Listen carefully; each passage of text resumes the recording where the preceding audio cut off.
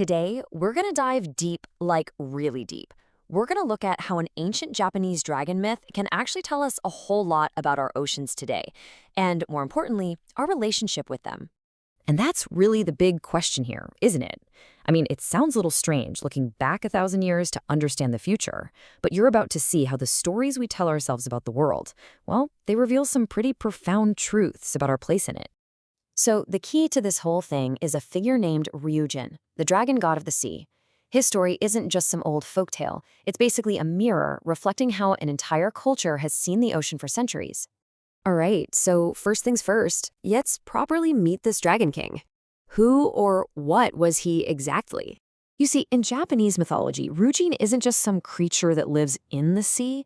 He pretty much is the sea. He's this incredibly powerful god who could be kind and generous one moment and absolutely terrifying the next. He really embodies that dual nature of the ocean, a source of all life, but also this force of pure destruction.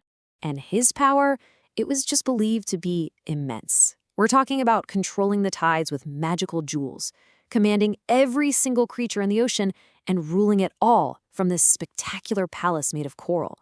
Ryūjin was the ultimate master of this vast, mysterious world.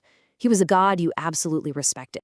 So as you can imagine, this belief in a divine king of the sea completely shaped a nation's worldview. This wasn't just a story. It created this deep, profound relationship with the ocean, all built on reverence. And for centuries, this is how the ocean was understood. It was a living, breathing god. It could give you life, through fishing and trade, but it could also snatch it all away in a heartbeat with a tsunami or a typhoon. This wasn't some resource you just manage. It was a powerful being you had to honor and fear. It was a direct reflection of Ryūjin himself. But here's the thing, and this is the crucial point. That relationship of deep reverence has dramatically shifted. The old view of a divine, bountiful ocean has been totally replaced by a modern one, a vulnerable, threatened system that honestly just makes us feel anxious. And that brings us to today. Our modern perception of the ocean isn't defined by reverence anymore. No, it's defined by this powerful and growing sense of anxiety about its health and really about our own future. Think about it. That sense of awe has been replaced by worry. When we think of the ocean now, we think of plastic choking sea turtles, of fish stocks just collapsing, of rising sea levels. The sea is no longer seen as an infinite god, but as a fragile system that feels like it's right on the brink. And the sheer scale of the pressure we're putting on that system it's just staggering. 8 million metric tons of plastic every single year. That number is so huge, it's almost impossible to wrap your head around. This isn't an offering to a sea god.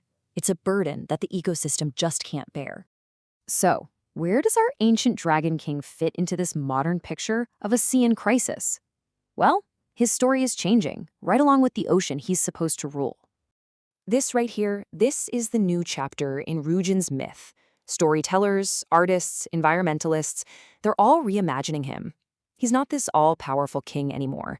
He's a monarch whose kingdom is literally being destroyed. The myth is evolving to reflect our new reality. And this transformation is so powerful. Our modern anxiety about pollution, that's being shown as Ryūjin's beautiful coral palace crumbling into dust. The tragedy of overfishing, it's reimagined as the Dragon King himself weeping tears of sorrow.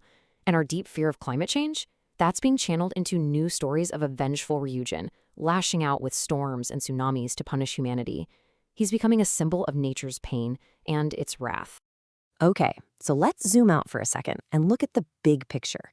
What does the transformation of this ancient myth really tell us about ourselves? It really boils down to 3 simple steps. First, our myths, the stories we tell, they create the framework for how we see the world. Second, as our actions change the world around us, our relationship with it changes too.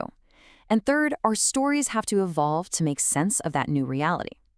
The story of Ryūjin shows this perfectly, from a god of reverence to a symbol of anxiety. And that leaves us with one last thought. Ryūjin's myth had to evolve to tell a new truth about the ocean. So what new stories are we creating right now to make sense of our world? For everything from climate change to artificial intelligence.